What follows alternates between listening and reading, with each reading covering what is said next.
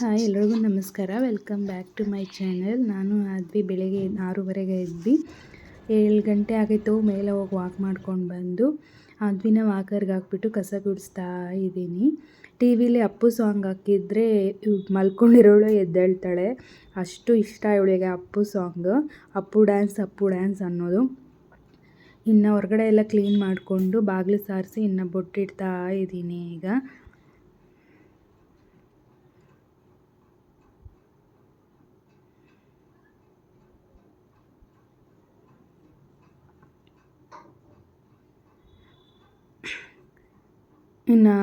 ನಿದ್ದೆ ಬಂದುಬಿಟ್ಟಿತ್ತು, ಮಲ್ಕೊಂಬಿಟ್ಲು.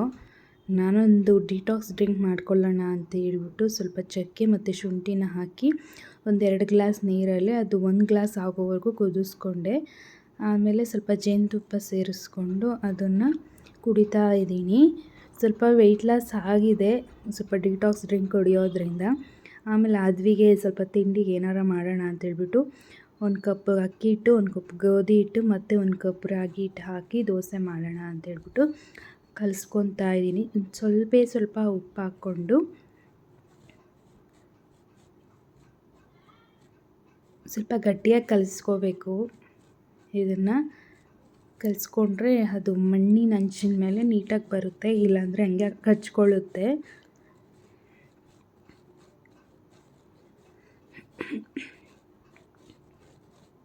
ಇನ್ನು ಸ್ವಲ್ಪ ಸೋಯಾ ಚಂಕ್ಸ್ ತಂದಿದ್ದೆ, ತಿನ್ಸೋಣ ಅಂತ ಟ್ರೈ ಮಾಡೋಣ, ಒಂದ್ಸರಿ ತಿಂದರೆ ತಿನ್ಸೋಣ ಅಂತ ಹೇಳ್ಬಿಟ್ಟು ಸ್ವಲ್ಪ ಬಿಸಿನೀರಲ್ಲಿ ಹಾಕಿ ಸ್ವಲ್ಪ ಕುದಿಸ್ತಾ ಇದ್ದೀನಿ. ಸ್ವಲ್ಪ ಸಾಫ್ಟ್ ಆದರೆ ತಿಂತಾಳೇನೋ ಅಂತ.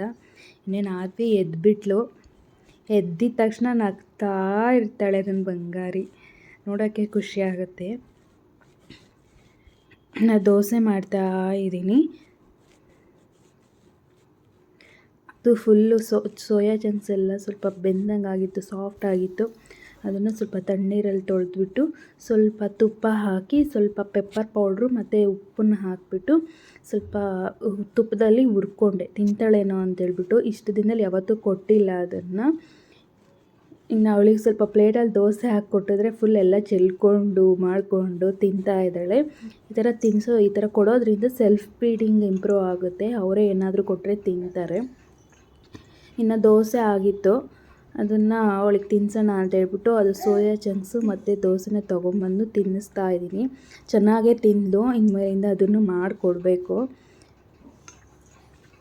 ಅದನ್ನು ಕೊಡೋದ್ರಿಂದ ಸ್ವಲ್ಪ ಪ್ರೋಟೀನ್ ಜಾಸ್ತಿ ಇರುತ್ತೆ ಅದರಲ್ಲಿ, ಮಕ್ಕಳಿಗೆ ಒಳ್ಳೆಯದು.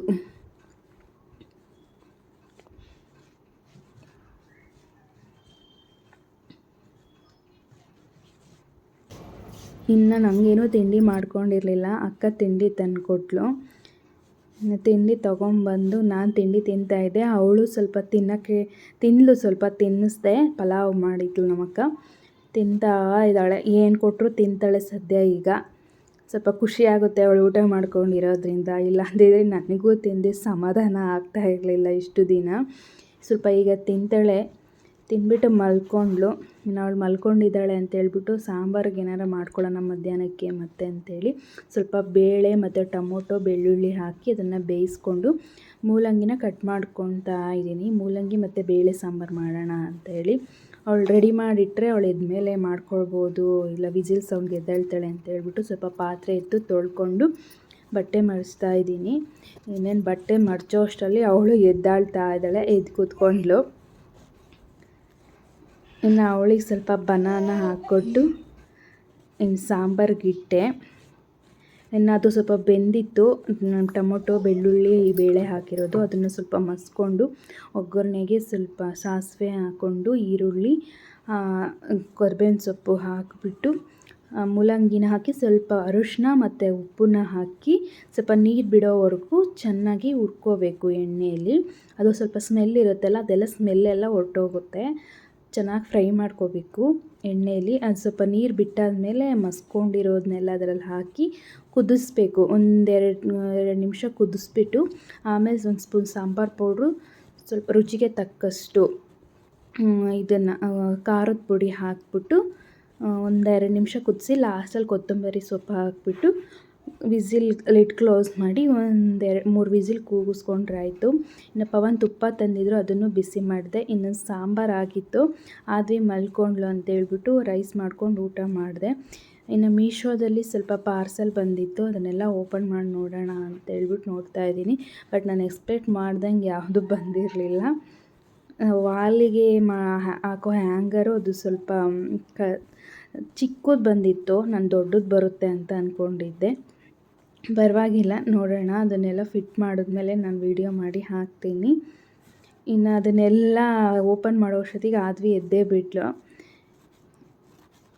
ಇನ್ನು ಆದ್ವಿಗೆ ಊಟ ಮಾಡಿಸಿ ಸ್ನಾನ ಮಾಡಿಸೋಣ ಅಂತೇಳ್ಬಿಟ್ಟು ಊಟ ಮಾಡಿಸ್ತಾ ಇದ್ದೀನಿ. ಅನ್ನನೂ ಸಾಂಬಾರೇ ತಿಂದ್ಲು ಅವಳು.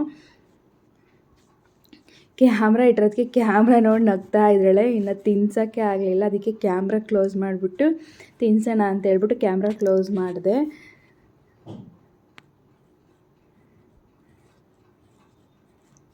ಕ್ಯಾಮ್ರಾ ಕ್ಲೋಸ್ ಮಾಡಿದ್ಮೇಲೆ ಊಟ ಮಾಡಿದ್ಲು. ಇನ್ನು ಸ್ನಾನ ಮಾಡಿ ರೆಡಿ ಮಾಡಿಸ್ದೆ. ನಿದ್ದೆ ಬಂದುಬಿಟ್ಟಿತ್ತು ಅನಿಸುತ್ತೆ, ಒದ್ದಾಡ್ತಾ ಇದ್ಲು.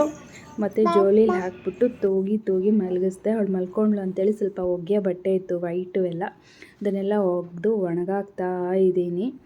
ತ್ರಿಷು ಬಂದಿದ್ದ, ವೀಡಿಯೋ ಮಾಡ್ಕೊಳ್ಳೋಕೆ ಫೋನ್ ತೊಗೊಂಡ್ರೆ ಫೋನ್ ಕೊಡು ಅಂತ ಹಠ ಮಾಡ್ತಾಯಿತ್ತು ಪಾಪ. ಅದು ನಿದ್ದೆ ಬಂದಿತ್ತು ಅವನಿಗೂ. ಫೋನ್ ನೋಡ್ತಾ ಮಲ್ಕೊಳ್ಳೋ ಅಭ್ಯಾಸ ಅವನಿಗೆ. ಹುಡ್ಕಾಡ್ತಿದ್ದಾನೆ ಫೋನ್ ಎಲ್ಲಿಟ್ಟಿದ್ದಾಳಮ್ಮ ಅಂತ ಹೇಳ್ಬಿಟ್ಟು. ಮತ್ತು ಫೋನ್ ಕೊಟ್ಟೆ.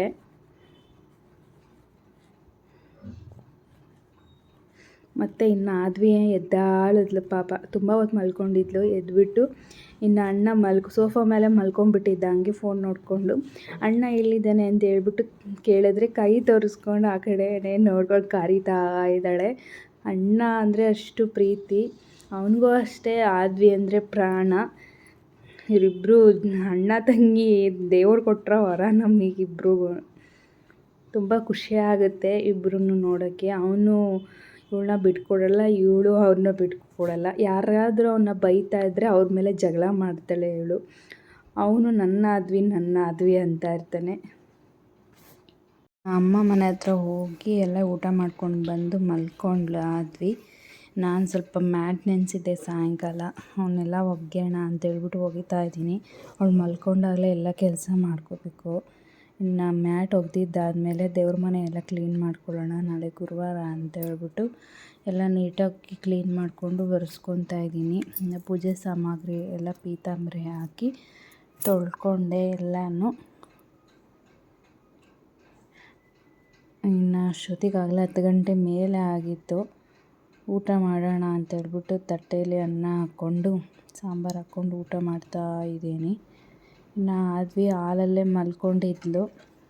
ಬೆಡ್ ಮೇಲೆ ಹಾಕಲ್ಲ, ಇನ್ನು ಮತ್ತೆ ಬಿದ್ದುಬಿಡ್ತಾಳೆ ಅಂತ ಹೇಳ್ಬಿಟ್ಟು ನಾನು ಕೆಲಸ ಮುಗಿಯೋವರೆಗೂ ಹಾಲಲ್ಲೇ ಬೆಡ್ಶೀಟ್ ಮೇಲೆ ಹಾಕಿರ್ತೀನಿ. ಈಗ ಬೆಡ್ ಮೇಲೆ ಹಾಕಿದೆ.